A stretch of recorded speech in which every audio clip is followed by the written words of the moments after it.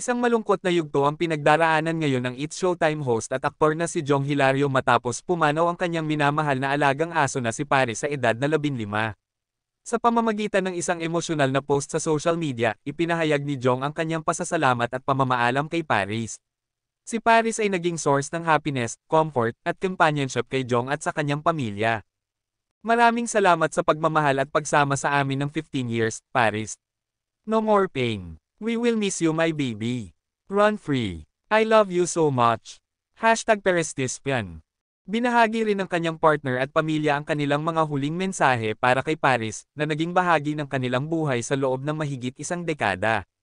Hindi maitikaila ang bigat ng kanilang damdamin sa pagkawala ng isang loyal at minamahal nilang fur baby.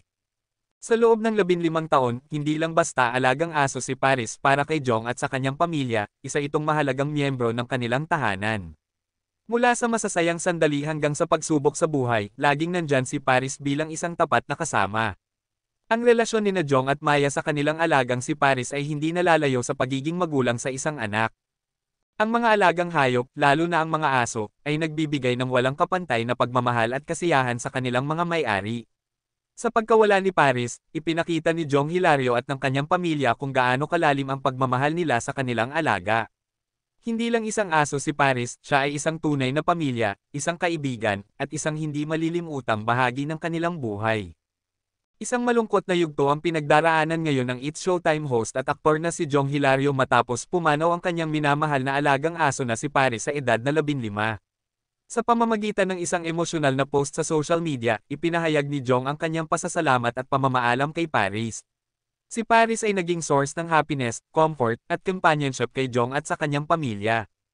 Maraming salamat sa pagmamahal at pagsama sa amin ng 15 years, Paris. No more pain. We will miss you my baby. Run free. I love you so much. #PeresTispian. Binahagi rin ng kanyang partner at pamilya ang kanilang mga huling mensahe para kay Paris na naging bahagi ng kanilang buhay sa loob ng mahigit isang dekada. Hindi maitikaila ang bigat ng kanilang damdamin sa pagkawala ng isang loyal at minamahal nilang fur baby.